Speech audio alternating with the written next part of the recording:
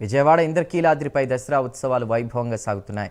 ఈ ఏడాది 11 రోజుల పాటు జరుగుతున్న ఉత్సవాలు ముగింపు దశకు చేరుకున్నాయి. చివరి రోజు రాజరాజేశ్వరి రూపంలో అమ్మవారు దర్శనమివ్వనున్నారు. అయితే కృష్ణానదికి భారీ వరద కారణంగా ఈ ఏడాది తెప్పోత్సవం రద్దయింది.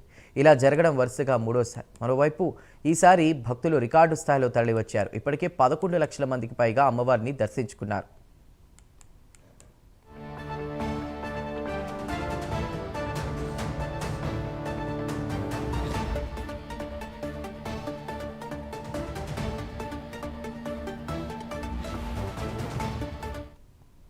మహామండపంలో స్వామి అమ్మవార్ల ఉత్సవమూర్తుల నుంచి ప్రత్యేక పూజలు నిర్వహించారు.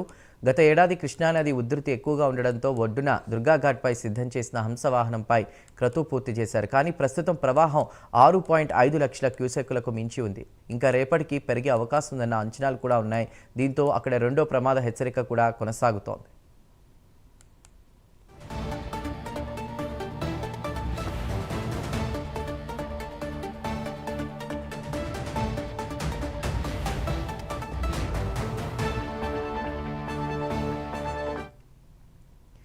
ఇక గత సంవత్సరం 10 రోజుల్లో 8.94 లక్షల మంది భక్తులు, ఆ తర్వాత 2 రోజులు భవానీ భక్తులను కలిపి మొత్తం 12 లక్షల మంది అమ్మవారిని దర్శించుకున్నారు. కానీ ఈసారి 9 రోజుల్లోనే 11 లక్షల మంది దర్శించుకోవడం విశేషం. సోమవారం అమ్మవారి జన్మ నక్షత్రమైన మూలా నక్షత్ర రోజున 1,95,000 మంది, మంగళవారం అష్టమి రోజున 1,30,000 మంది రావడం విశేషం. ఇక చివరి రోజు 2 రోజుల్లో కూడా మరో 3 లక్షల మందికి పైగా భక్తులు దర్శనం చేసుకునే అవకాశం ఉంది. ఈ లెక్కన విజయదశమి ముగిసేసరికి 14 లక్షలు చేరుకోనుంది భక్తజనం.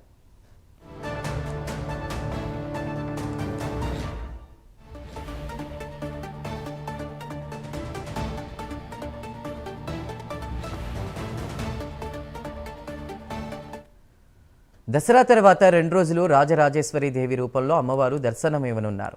ఈ రూపంలో దుర్గమ్మను దర్శించుకోవడం కోసం కనీసం 4 లక్షల మంది భవానీలు తరలిరానున్నారు. మొత్తంగా ఈ ఏడాది దసరా ఉత్సవాల్లో 18 లక్షల మంది వచ్చే అవకాశం ఉందని మరోవైపు ముందుగానే అంచనా వేశారు. ఈ అంచనాలకు అనుగుణంగానే మొదటి రోజు నుంచే భక్తులు పోటెత్తారు. ప్రస్తుతం వెల్లడించిన వాటికంటే కూడా మరో 10 నుంచి 20% మంది ఎక్కువే ఉంటారని అధికారులు తెలిపారు.